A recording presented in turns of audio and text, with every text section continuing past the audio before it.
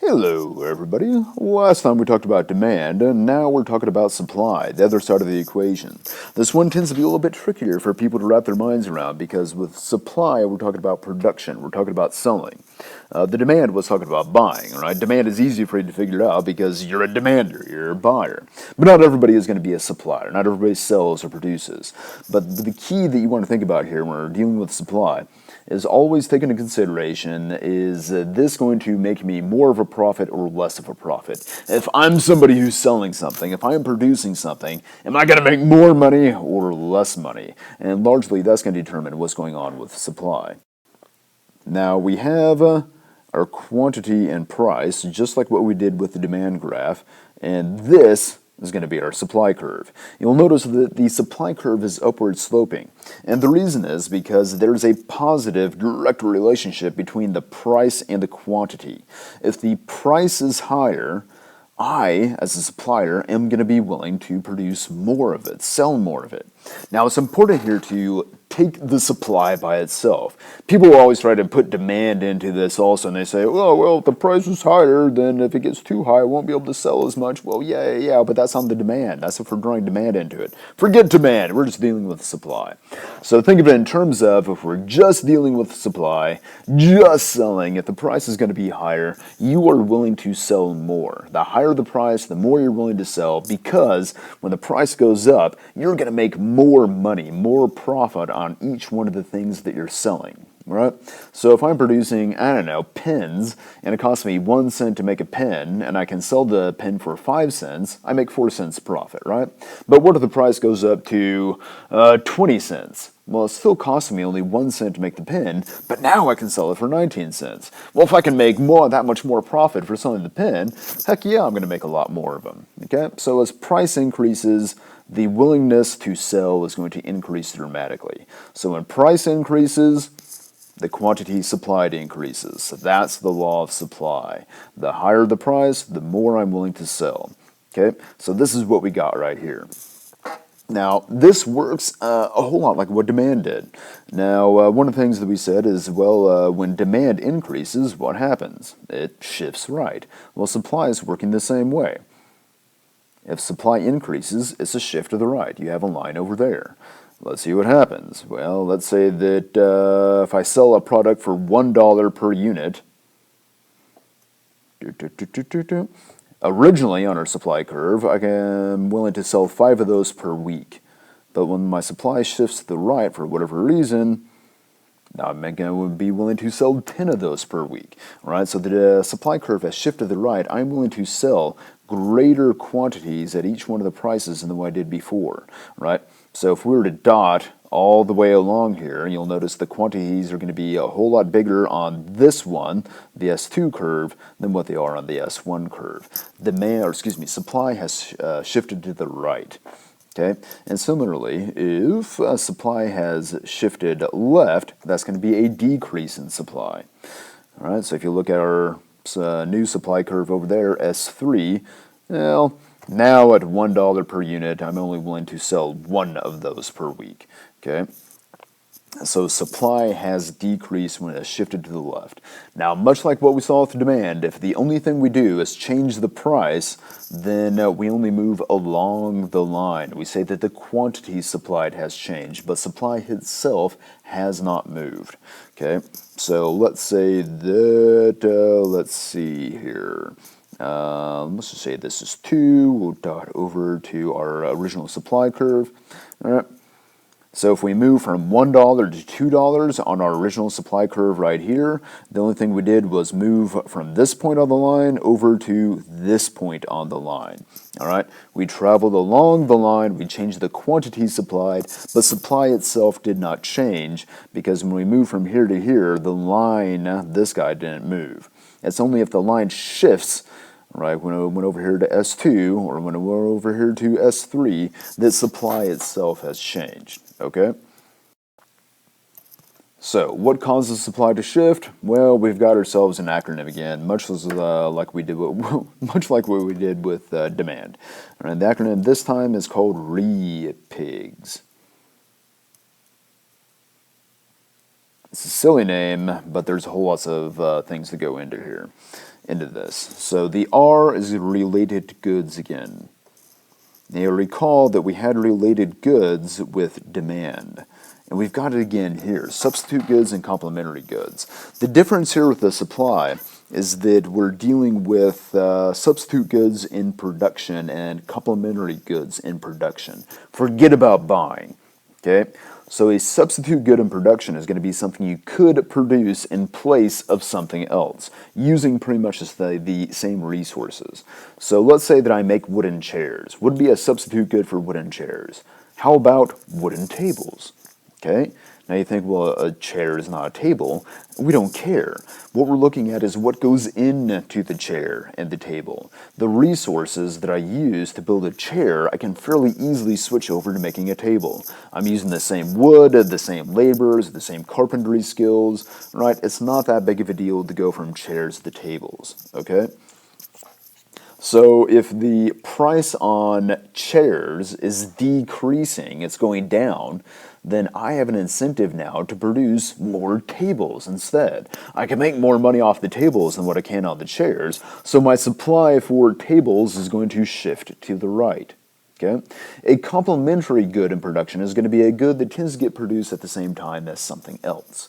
So if I'm producing, one of the examples I like to talk about is cows, right? So we get steaks out of a cow, we get leather out of cows, we get bone meal, and let's see what else, tongue, all sorts of things we get from a cow. In fact, almost all the cow is used when it's being butchered and processed. There's not too much of it that goes to waste.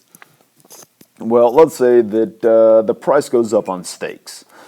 Well, if the price goes up on steaks, I want to start producing more steaks. The quantity supplied of steaks is going to increase. But what results is that in order to get the steaks, I also have to produce more leather at the same time, right? To get the steaks, I wind up with leather as a side benefit, right, or a byproduct of it. I'm not trying to get the leather, but I wind up with it because I'm trying to get the steaks. So the supply of leather is going to shift right. I'm willing to sell more, produce more leather at the same prices as what I did previously because I'm trying to get the steaks. Okay, complementary goods in production, goods that tend to get produced at the same time as something else. Okay, so we're talking about the cow. What are complementary goods? The steaks, the bone meal, the hooves, the leather, the tongue. All right, all these things that wind up getting used out of a cow. Or another example like we use is oil. From a barrel of oil, what are we getting? We're getting gasoline, diesel, kerosene, jet fuel, plastics, right? All these things come out of a barrel of oil because we process it in such a way that you can use it for all sorts of stuff. So in order to get one of them, you're going to wind up getting all the other stuff as well as a result. Okay, so that's what we're looking at here. The E is also the same as what it was in demand. It is expected future prices. Now, the difference here is that you're talking about you're a producer, you're a seller, okay? So if you expect the price of your good to be higher next week, you don't want to sell it now, right? You want to sell it next week when the price is going to go up. So if you're the seller, you expect higher prices next week, you will decrease your supply right now. Okay, you're going to hold back your products until the price goes up, and then you're going to put it out on the store shelves. Okay, and conversely, if you expect the price of your good to be lower next week, that it's going to go down in price, you want to sell all of your stuff right now before the price drop. So your supply now will increase. You're going to put all out on the store shelves, try to sell as much of it as possible before the price drop, because you want to make as much profit as what you can. All right. The P here is productivity. Productivity. How much of the good am I going to be able to produce given the resources I have? If I become more productive, that means that I'm not spending as much money. So if I introduce a new machine on my assembly line that enables me to put out more of the product than what I used to, it's costing me less. I'm going to make more of a profit, so therefore I have an incentive to supply more, increase my supply, shifted to the right over what I used to, because I'm making more money now because of my machine, increasing my productivity. All right. So an increase in productivity tends to increase supply. Right. The I is input costs.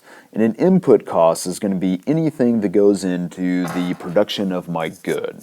So if I'm producing those wooden chairs again, well, the wood is an input cost. The nails and the screws are input costs. The saws that I'm using are input costs. The varnish and the stain that I'm using is going to be an input cost. The labor is an input cost. Labor is always going to be an input cost for the production of your good. Now what this means is that if my input costs go down, if I have lower input costs than what I used to, then my supply is going to increase. Because lower input costs means I'm going to make more money, more profit. It's not costing me as much to produce this thing as what it used to. Okay, so if I'm making those wooden chairs and the cost of wood goes down, I'm going to make more money per chair, so I have an incentive to produce more chairs. My supply curve will shift to the right. Okay, and if my input costs increase, then I'm not going to make as much money and my supply curve will shift to the left.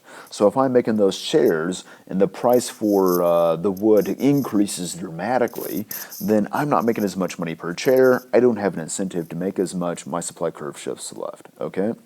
So input costs. The G is government. All right?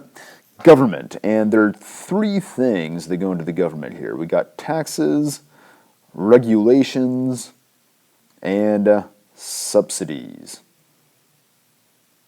Okay, you know what a tax is. Oh, hey, I forgot an S. Woo! You know what a tax is, and this is where you're going to be taking money away. Well, if I'm a supplier and the government increases taxes on me, that means I'm not keeping as much of my money, I'm not making as much of a profit. Well, what happens if I don't make as much of a profit? My supply curve shifts left. I have a decrease in supply. All right. Regulations are rules that businesses have to follow, and regulations tend to also decrease supply. The reason for this is that complying with these rules and regulations costs me money. Maybe I have to install a new sink in my restaurant. Maybe I have to build a new smokestack for my factory, or reduce pollution. Maybe I have to just fill out paperwork, so I'm spending time doing that instead of something more productive. Whatever it is, regulations tend to make things more expensive for businesses. If I'm not making as much of a profit, then my supply curve is going to shift to the left. So taxes and regulations tend to both decrease supply, shifted to the left. Subsidies are like anti-taxes. They're the opposite of taxes. Instead of the government taking money away from me, it is paying me money to do something. So it is subsidizing my operation. Maybe like I'm building solar panels. The government wants more solar panels out there because, you know, they use the sun instead of fossil fuels. So they're going to subsidize my production of solar panels. For each one I produce, they give me extra money. Well, if they're giving me money, that means more profit. Hey! So my supply curve is going to shift to the right. Okay, so taxes and regulations tend to decrease supply, subsidies tend to increase it. And then finally, the last one, or let's wrap this up as fast as we can, is going to be suppliers. What I mean by that is the number of suppliers. If you have new suppliers entering a market, that means a greater supply. You have more people selling. So if a new car manufacturer comes to the United States, we're going to have an increased supply in cars. Because you just have one more manufacturer selling cars at the same prices as before, the supply curve is going to shift right.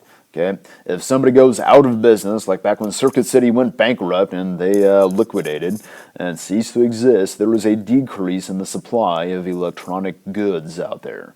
You had one fewer retailer that was going to be producing or at least selling these goods. Okay, so if we increase the number of suppliers, that will increase supply. Decrease the number of suppliers, that will decrease supply. All right, hope this helps. I know it was longer than I wanted to, but still relatively quick to be able to get through all this stuff. Bye-bye now.